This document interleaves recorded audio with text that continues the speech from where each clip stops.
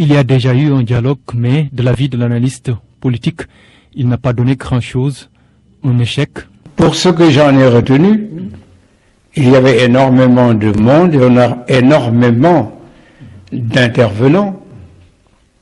On ne sait pas toujours d'ailleurs si c'était des intervenants politiques ou bien des intervenants de la galerie. Dialoguer, trouver un consensus sans exigence, estime le porte-parole de l'APR. Je crois que pour dialoguer, il faut être deux. Et être en dialogue, ça suppose également une attitude, une éthique. C'est une éthique de la discussion. Et cette éthique de la discussion, elle suppose d'aller au dialogue sans chercher absolument à n'entendre que l'écho de sa propre voix.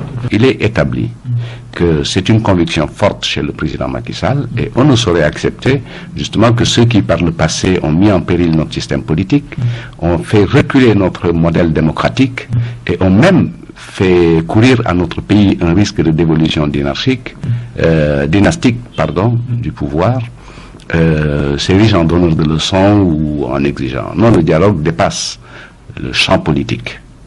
Il concerne toutes les forces vives de la nation. L'intérêt du dialogue est de trouver un fort consensus sur des questions liées à l'avancement de notre démocratie, échanger, faire des propositions.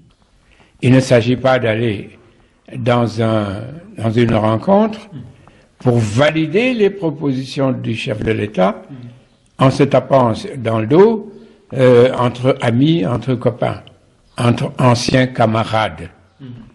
Non, je pense que on va discuter des valeurs, ce qu'il faut faire, ce qu'il ne faut pas faire, comment on organise cela, avec qui et comment. Je pense que c'est ça le préalable. Si le président est d'accord sur ces questions, je pense que l'opposition devrait pouvoir quand même aller discuter avec lui. Je crois qu'il y a des questions qui doivent être à l'ordre du jour de ce dialogue. Autour de la table, il faut régler la question de la modernisation des partis politiques. Aujourd'hui, nous sommes devant une situation un peu paradoxale. Dans le même moment où nous voulons élargir et ouvrir le champ démocratique, nous nous retrouvons à organiser des élections avec 47 listes. Comment devra-t-on faire quand on sera 50, 70 candidats à une élection présidentielle? Le chef de l'État Macky Sall tend la main une seconde fois à la classe politique, mais également à toutes les forces vives de la nation. Reste à savoir si cette main tendue, après les conditions fixées par les uns et les autres, sera finalement acceptée. Nous avons vu la difficulté des 47 listes.